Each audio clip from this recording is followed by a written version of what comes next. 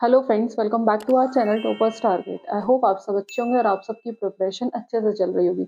As we all know कि आपका CTET का एग्जाम ज़्यादा दूर नहीं है, तो उसी को ध्यान में रखते हुए आज से हमने सीटेट साइंस की क्लासेस स्टार्ट कर दी है। आपकी मैथ्स की क्लासेस पहले से ही स्टार्ट कर दी गई थी। अगर आपने अभी तक क्लासेस नहीं देखी है तो आप जाकर प्ले लिस्ट में जाकर देख सकते हैं। तो हमने जैसे प्रीवियस वीडियो में साइंस का सिलेबस डिस्कस किया था, उसमें हमने सबसे पहले डिस्कशन किया था कि हम प्रीवियस ईयर से ही स्टार्ट करेंगे। तो आज की इस वीडियो में हम सीटेट साइंस का जो अभी अगस्त में पेपर हुआ था, आज सबसे पहले उसी को डिस्कस करेंगे। तो अगर आप चैनल पर नए हैं और आपने चैनल को सब्सक्राइब नहीं किया है तो चैनल को सब्सक्राइब कर लें और वीडियो को लाइक करना ना भूलें, और हो सके तो वीडियो को ज्यादा से ज्यादा अपने फ्रेंड्स को शेयर करें। तो आज की वीडियो को शुरू करते हैं। तो जो आपका क्वेश्चन आया था, क्वेश्चन नंबर है आपका 61। Read the statement given below and choose the correct option. ठीक है, एसर्जन गिवन है stomach produce hydrochloric acid that help in break down of food. Stomach जो है वो HCl प्रोड्यूस करता है जो किसमें हेल्प करता है, फूड को ब्रेक डाउन करने में। तो बात तो सही है। Next is digestive juice need an acidic medium to act. कि जो डाइजेस्टिव जूस है उन्हें वर्क करने के लिए एसिडिक मीडियम की रिक्वायरमेंट होती है, तो ये भी सही है। तो इस केस में जो आपका आंसर होगा assertion is true and reason is the correct explanation of A. तो ऑप्शन देखते हैं। First is assertion is true, reason is false, that is incorrect. Next है both assertion and reason are true and reason is not the correct explanation of A. तो जो second है that is incorrect, third भी incorrect. जो fourth option होगा both assertion and reason are true and reason is the correct explanation of ए, उस case में जो fourth option होगा that is the correct answer. ठीक है।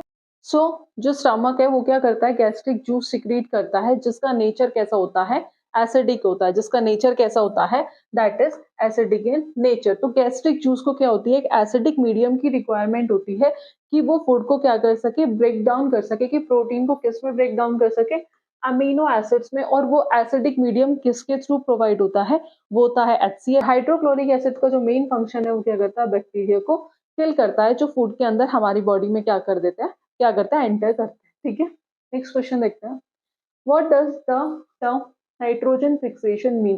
कि नाइट्रोजन फिक्सेशन का मतलब क्या है। तो एज वी ऑल नो कि जो 78% नाइट्रोजन है हमारे एटमोस्फेयर में, कितने परसेंट नाइट्रोजन है, दैट इज 78%। तो जो हम क्या, जो प्लांट्स भी हैं उसे डायरेक्ट यूज नहीं करते। सबसे पहले क्या होता है कि हम एटमोस्फेरिक नाइट्रोजन को एक यूजेबल फॉर्म में क्या करते हैं, कन्वर्ट करते हैं, उसके बाद उसे यूज करते हैं। तो ऑप्शन देखते हैं। Conversion of nitrogen compound into gaseous nitrogen, incorrect. Conversion of ammonia into nitrates, it is also incorrect. Release of nitrogen present in dead organic matter, that is also incorrect. तो जो conversion of atmospheric nitrogen to more usable form for living organism, तो जो fourth option होगा that is the correct answer. Next question. At which of the following position does spring have the least potential energy? कि इनमें से कौन से position में spring की जो पोटेंशियल एनर्जी है वो सबसे कम होगी। तो जो फर्स्ट ऑप्शन है, the spring is neither compressed nor pull out and is lying on the ground. कि जो स्प्रिंग है वो ग्राउंड पे पड़ा है, ना उसे कंप्रेस्ड कर रहा है और ना पुल कर रहा है, तो उस केस में जो उसकी पोटेंशियल एनर्जी होगी वो क्या होगी, सबसे कम होगी। तो उस केस में जो फर्स्ट ऑप्शन हो जाएगा आपका, that is the correct answer. Next question देखते हैं। नेक्स्ट क्वेश्चन है आपका, identify the site comprising cold blooded organism. कि इनमें से कौन सा कोल्ड ब्लडेड ऑर्गेनिजम्स है। तो कोल्ड ब्लडेड ऑर्गेनिज्म वो ऑर्गेनिजम्स होते हैं जो एनवायरमेंट के अकॉर्डिंग अपने टेम्परेचर को क्या कर लेते हैं, चेंज कर लेते हैं। ठीक है, मतलब अडेप्ट कर लेते हैं बेसिकली। तो अगर ऑप्शन में देखें तो जो मैमल्स होते हैं वो क्या होते हैं, वो होते हैं वार्म ब्लडेड। तो ऑप्शन में देखें जैसे पैरट, ठीक है, ह्यूमंस, वेल, ये सब क्या है, ये मैमल्स है। तो उस केस में ये तीनों ऑप्शन तो नहीं हो सकते, ये क्या है, वार्म ब्लडेड है। तो जो स्नेक, फ्रॉग, कॉकरोच क्या है, ये है cold blooded, that is a cold blooded. ठीक है, आपको डायग्राम्स में भी दिख रहा होगा ये कौन है, वार्म ब्लडेड एनिमल्स, और ये कौन है, cold blooded animals. Cold blooded animals का example that is snake, frog, toad, ये सब क्या है, कोल्ड ब्लडेड एनिमल्स। और ये कौन से हैं, वार्म ब्लडेड एनिमल्स। तो कोल्ड ब्लडेड एनिमल्स जो अपने बॉडी टेम्परेचर को एनवायरमेंटल टेम्परेचर के अकॉर्डिंग चेंज कर लेते हैं, इन्हें हम और क्या कहते हैं, दैट इज नोन एज पोइकिलियोथम्स, इसके नाम से भी पूछ सकते हैं। और इसमें कौन कौन आता है, रेप्टाइल्स और एम्फीबियंस। ठीक है, वार्म ब्लडेड कौन से एनिमल्स होते हैं, जो क्या प्रोड्यूस करते हैं, प्रोसेस के थ्रू हीट प्रोड्यूस करते हैं और अपने बॉडी टेम्परेचर को एक कांस्टेंट रेंज तक क्या करके रखते हैं, मेंटेन करके रखते हैं, और इन्हें हम क्या कहते हैं, that is known as homeothermic. ठीक है, नेक्स्ट क्वेश्चन देखते हैं। नेक्स्ट क्वेश्चन है आपका, which of the following pair of unit are use for measuring the same physical quantity, कि इनमें से कौन सा पेयर है यूनिट्स का जो जिनकी फिजिकल क्वांटिटी क्या है, सेम है। तो लेट्स सी, फर्स्ट ऑप्शन देखते हैं, तो ये देखते हैं newton, that is force, meter distance, तो F into D that is energy. ठीक है, तो दैट इज ये क्या है, KG meter per second square, KG का दैट इज मास, और meter per second square, meter per second square that is ये क्या होता है, एक्सेलरेशन। ठीक है, तो एम इंटू ए, और मास इंटू एक्सेलरेशन क्या होता है, फोर्स, तो इसका फोर्स, इसकी एनर्जी, तो ये ऑप्शन तो क्या हो गया, इनकरेक्ट। नेक्स्ट ऑप्शन देखते हैं सेकेंड, देखिए डब्ल्यू एस, तो ये पावर इंटू टाइम। ठीक है, तो ये क्या हो गया, power into time that is energy. तो let's see, KG meter square और पर सेकंड स्क्वायर, तो केजी की mass, meter second square that is meter, meter per second square that is acceleration, तो मास इंटू एक्सेलरेशन, मीटर किसके, that is distance, mass into acceleration force, तो F into D, और F into D क्या होता है, that is energy, F into D क्या होता है, दैट इज एनर्जी। तो इस केस में जो आपकी यूनिट हो जाएगी, ये क्या हो गई आपकी एनर्जी, और उसमें भी क्या हो गई एनर्जी, तो दोनों की यूनिट सेम है। Second option is the correct answer. Next question, read the following paragraph and choose the option with the set of words which word fill in the blanks correctly in the given order. During fertilization के time पे the sperm cell from the father and the egg cell of the mother fuse to form a, ये जो sperm cell है और जब egg cells एक दूसरे के साथ fuse होते हैं तो क्या फॉर्म करते हैं, वो फॉर्म करते हैं जाइगोट। ठीक है, और जो डिवाइड होता है रैपिडली किसमें, सेल्स में, और जो सेल्स है वो डेवलप होना स्टार्ट होती है ऑर्गन्स और टिश्यू में, और उस डेवलपिंग स्ट्रक्चर को हम क्या कहते हैं, that is known as embryo, उसे हम क्या कहते हैं, एम्ब्रियो।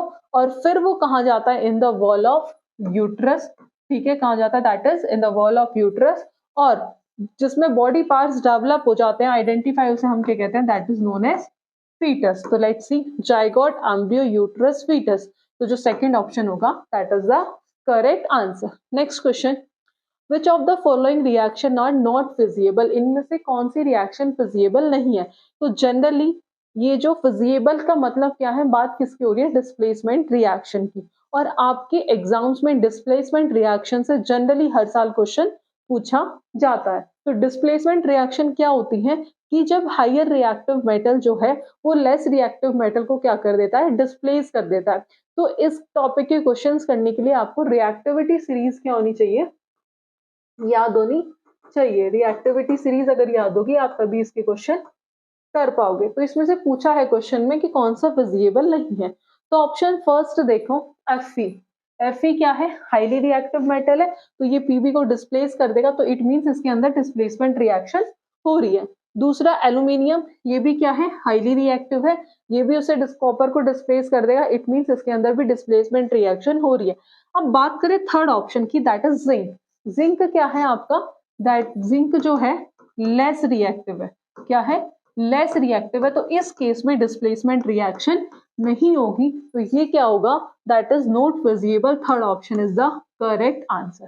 ठीक है, next question, which of the following graphs are straight line, कि इनमें से कौन सा ग्राफ स्ट्रेट लाइन का है। तो first is distance time graph of a body at rest, distance time graph जब बॉडी किसमें है, रेस्ट में, तो ग्राफ कैसा होता है, स्ट्रेट लाइन, तो फर्स्ट तो सही है। Second is velocity time graph, that is velocity time graph of a body moving with a uniform acceleration, तो इसका भी ग्राफ कैसा होता है, स्ट्रेट लाइन, तो बी भी क्या है, सही है। Distance time graph of a body moving, distance time graph, तो ये कैसा होता है, डिस्टेंस टाइम ग्राफ कैसा होता है, ये होता है ऐसा, तो ये कैसा, स्ट्रेट लाइन नहीं होता, third option is the incorrect. Velocity time graph of a body at rest, velocity time graph, तो इस केस में जो ग्राफ होता है वो भी कैसा होता है, that is a straight line, तो आपका जो करेक्ट ऑप्शन होगा that is A, B and D. First option is the correct answer. ठीक है, नेक्स्ट क्वेश्चन देखते हैं। डेंसिटी ऑफ 4 लिक्विड, आपको 4 लिक्विड की डेंसिटी गिवन है, A B C D are given below. ठीक है, तो आपको बताना है कि इस इंफॉर्मेशन के बेसिस पे करेक्ट स्टेटमेंट बतानी। तो जो पहला क्वेश्चन, पहली जो आपका ऑप्शन है वो है an object that float in liquid C. अब फ्लोट वाला केस क्या होता है, जो बियॉन्ड फोर्स होती है वो डायरेक्टली प्रोपोर्शनल किसकी होती है, डेंसिटी, यानी कि जितनी ज्यादा डेंसिटी उतनी ही ज्यादा बियॉन्ड फोर्स। तो जो फर्स्ट ऑप्शन है कि an object that float in liquid C, कि जो ऑब्जेक्ट है वो लिक्विड सी में क्या कर रहा है, फ्लोट कर रहा है। इट मींस इसकी डेंसिटी ज्यादा तो बियॉन्ड फोर्स भी ज्यादा है। May or may not float in liquid A, कि वो लिक्विड ए के अंदर फ्लोट कर भी सकता है और नहीं भी। तो जो लिक्विड ए है उसकी इस कंपैरिजन में डेंसिटी क्या है, कम है, तो वो फ्लोट कर भी सकता है, नहीं भी, वो किस पे डिपेंड करेगा, बॉडी पे डिपेंड करेगा। तो इस केस में जो फर्स्ट ऑप्शन होगा that is the correct answer. Next question, read the following statement and choose the correct option. First is electric current is a vector quantity. तो इलेक्ट्रिक करंट वेक्टर क्वांटिटी नहीं है, कैसी quantity है, scalar quantity. तो इस case में असर्जन तो हो गया फॉल्स। ठीक है, रीजन देखता है, इलेक्ट्रिक करंट एक ऐसी क्वांटिटी है जिसके पास मैग्नीट्यूड भी है और डायरेक्शन भी है। तो इस केस में असर्जन क्या हो गया, फॉल्स, और रीजन क्या हो गया, true. Third statement is the correct answer. ठीक है, next question, which of the following cell organelle contain their own DNA, कि ऐसा कौन सा सेल ऑर्गेनल है जो खुद का डीएनए कंटेन करता है। तो वो कौन कौन सा है, प्लास्टिड्स, माइटोकॉन्ड्रिया, माइटोकॉन्ड्रिया और न्यूक्लियस। ये तीनों ऐसे सेल ऑर्गेनल है जिनके पास खुद का डीएनए होता है। तो इस केस में ए बी सी, तो आपका थर्ड ऑप्शन होगा that is the correct answer. Next question, which of the following statement about the cell of living organisms are correct, इनमें से कौन सी statement cell of living organism के लिए सही है। तो जो फर्स्ट ऑप्शन है ऑल आर माइक्रोस्कोपिक, क्या सारे माइक्रोस्कोपिक होते हैं जिन्हें हम अपनी नेक्ड आई से नहीं देख सकते, तो सारे माइक्रोस्कोपिक नहीं होते, तो ये तो हो गया incorrect. All have a cell wall, क्या सबके पास सेल वॉल होती है, तो सबके पास भी सेल वॉल नहीं होती, ये भी इनकरेक्ट है। All have a nuclear membrane, सबके पास न्यूक्लियर मेम्ब्रेन होती है, तो सबके पास भी न्यूक्लियर मेम्ब्रेन नहीं होती। All have a cell membrane, सबके पास सेल मेम्ब्रेन तो होती है। तो इस केस में जो फर्स्ट ऑप्शन होगा only D is the correct answer. Next question, select the set that correctly match the type of waste given in column A with the approximate time taken by to decompose which is given in column B। ठीक है, तो जो plastic बोतल है वो कितना time लेगी decompose होने में, सेवरल ईयर। तो फर्स्ट का हो गया fifth. Silk scarf that is second का फोर्थ। तो ऑप्शन देखते हैं, ए का फोर्थ नहीं है, ए का फिफ्थ है, ए का फोर्थ नहीं है, थर्ड भी इनकरेक्ट हो गया, बचे आपके दो ऑप्शन। तो इस केस में ए का फिफ्थ, ए का फिफ्थ। अब देखते हैं बी का फोर्थ, तो इसमें क्या है, बी का फर्स्ट दैट इज इनकरेक्ट। तो इस केस में जो सेकंड ऑप्शन होगा that is the correct answer. Next question, a feather of mass, एक फेदर का मास है that is 15 gram, is drop from a height. ठीक है, it is found to fall with a constant velocity, से वो क्या हुआ, फॉल हुआ। तो इस केस में नेट फोर्स क्या होगा, तो फोर्स भी क्या होगा, जीरो, और एक्सेलरेशन भी क्या होगा, जीरो। तो first option is the correct answer. Next question, an ion X3 positive, एक आयन है that is X3 positive, is obtain from an element that is X, जिसका एटॉमिक नंबर है 13 और एटॉमिक मास है 27। क्वेश्चन में पूछा है कि नंबर ऑफ प्रोटॉन, इलेक्ट्रॉन और न्यूट्रॉन कितने होंगे। तो आपको एक बात पता होगी कि जो एटॉमिक नंबर होता है वो किसके इक्वल होता है, वो होता है नंबर ऑफ प्रोटॉन के। ठीक है, तो एटॉमिक नंबर 13 है, तो प्रोटॉन भी कितने होंगे, इस केस में 13 होंगे। ठीक है, अब इलेक्ट्रॉन की बात करें तो इसमें कितना क्या चार्ज है, 3+, मतलब इसमें से 3 इलेक्ट्रॉन क्या होंगे, निकल जाएंगे। तो इलेक्ट्रॉन्स कितने हो गए इस केस में, दैट इज 10। अब हमें निकालने हैं क्या, न्यूट्रॉन्स। तो न्यूट्रॉन्स कैसे निकालेंगे हम, number of neutrons is equal to atomic mass minus number of proton. ठीक है, एटॉमिक मास कितना है, दैट इज 27, और नंबर ऑफ प्रोटॉन कितने, 13। तो ये क्या आंसर आ जाएगा, दैट इज 14। तो न्यूट्रॉन कितने आ गए आपके पास, 14। तो लेट्स सी जो आपका लास्ट ऑप्शन है, जो फोर्थ ऑप्शन है 13, 10, 14 is the correct answer. Next question, identify the set comprising plant that produce bisexual flower. तो ये तो आपको याद होगा, जो बाइसेक्सुअल फ्लावर के जो एग्जांपल होता है मस्टर्ड, रोज, पेटिना, जो सेकंड ऑप्शन होगा that is the correct answer. Next question, identify the incorrect statement. इनमें से कौन सी स्टेटमेंट जो है वो गलत है? कि जो clay soil is better aerated than loamy soil, तो ये तो सही है। Clay soil is more fertile, तो जो क्ले सॉइल होती है वो लेस फर्टाइल होती है as compare to loamy soil, तो second option is the correct answer, क्योंकि क्वेश्चन में क्या पूछा था? Incorrect statement. ठीक है, नेक्स्ट क्वेश्चन देखते हैं। नेक्स्ट क्वेश्चन है आपका, which of the following substance are present on the rubbing surface of a match box. की कौन सा सब्सटेंस जो है मैच बॉक्स के रबिंग सरफेस पर प्रेजेंट होता है? तो वो होता है glass powder and red phosphorus. First option is the correct answer.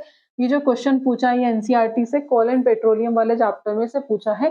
ठीक है, तो इसका जो आंसर होगा first option is the correct answer. Next question है आपका, dash and dash secrete their hormones when they receive order from gland dash। तो एक चीज आपको ध्यान होगी, जो पिट्यूटरी ग्लैंड होती है, पिट्यूटरी ग्लैंड जो होती है वो कौन सी ग्लैंड होती है? That is a master gland. कौन सी ग्लैंड होती है? मास्टर ग्लैंड होती है। तो वो क्या करती है? हॉर्मोन्स को सीक्रीट करती है। तो लेट्स सी, तो थायराइड नहीं हो सकता, तो ये तीनों ऑप्शन तो हो गए इनकरेक्ट। तो बचा क्या? Second option, pituitary gland. ठीक है, अब कौन कौन से हार्मोन सिक्रीट कर रही है? दैट इज थायराइड और एडर्नल ग्लैंड। तो जो सेकेंड ऑप्शन होगा that is the correct answer, की थायराइड एंड एडर्नल ग्लैंड जो है वो हार्मोन सिक्रीट करती है जब उन्हें पिट्यूटरी ग्लैंड से क्या मिलता है? ऑर्डर मिलता है। तो थायराइड ग्लैंड कौन सा हार्मोन सिक्रीट करती है? That is thyroid stimulating hormone. और adrenal gland that is ACTH, adrenocorticotropic hormone. ठीक है, नेक्स्ट क्वेश्चन। तो नेक्स्ट क्वेश्चन है आपका, the image form by a pin hole camera is real. की जो इमेज फॉर्म होती है पिन होल कैमरा से वो कौन सी होती है? रियल होती है। इनमें से कौन सी statement offer a suitable explanation for this fact? जो पिन होल कैमरा जो इमेज फॉर्म करता है वो कैसे करता है? रियल करता है और स्मॉल करता है, दैट इज डिमिनिश्ड। अब ये किसके वर्किंग प्रिंसिपल पे काम करता है? तो जो लाइट ट्रेवल करती है ना स्ट्रेट लाइन, और किस कॉन्सेप्ट पे बेस्ड है? ये बेस्ड है रेक्टिलिनियर